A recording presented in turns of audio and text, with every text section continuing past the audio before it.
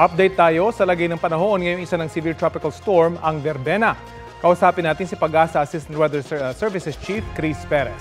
Magandang umaga at welcome sa Balitang Hali. Magandang umaga, Rafi, at sa lahat po ng ating mga taga-subaybay. Nasa na yung severe tropical storm Verbena sa ngayon?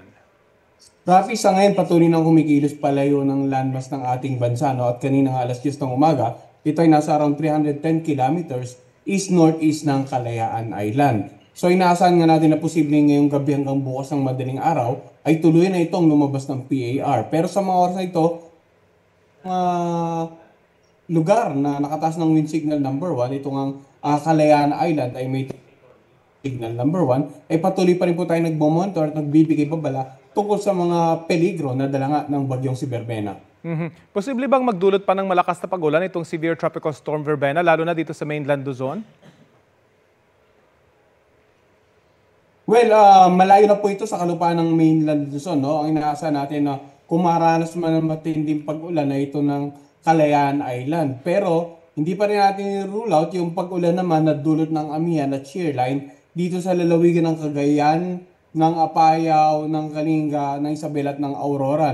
Within 24 hours, posibleng makaranas pa ng pag-ulan. Dulot naman ng Shearline at saka ng Amihan. Pero in terms of pag-ulan, na dulot naman ni Verbena, itong Kalayaan Island po, dapat maging alerto din yung mga kababayan natin doon. Ano pong nakikita niyo dahilan sa malawakang pagbaha sa eastern na Visayas naman?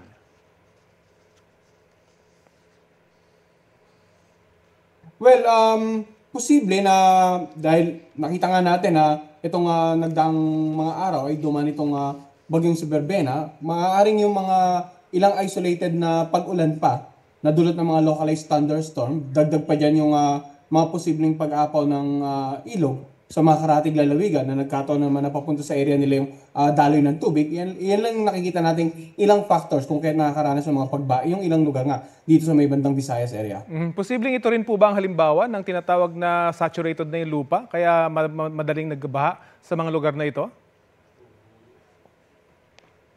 Well, yes, isang bagay din po yan, kasi kung saturated na, wala nang abilidad para mag-absorb pa ng tubig ulan. Kung kaya yun nga, nagiging tubig baha na lang. Kung baga nagkaroon ng paglawa, concentration ng mga tubig ulan sa ilang lugar.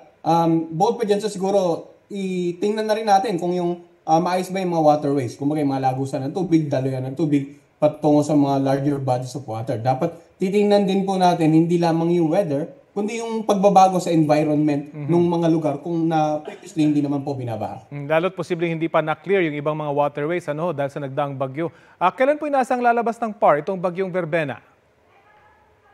Rapi, posibleng sa pagitan ng mamayang gabi hanggang bukas ng madaling araw ay tuluyan nang lumabas ng PAR itong bagyong si Verbena. At may panibago sama po ba ng panahon kayong namamonitor pa?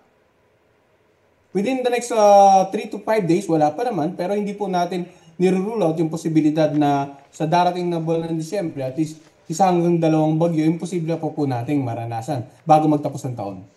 Okay, maraming salamat po sa oras na ibinahagi niyo sa Balitang Hali. Maraming salamat din po at magandang araw. Si Pag-asa Assistant Weather Services Chief Chris Perez.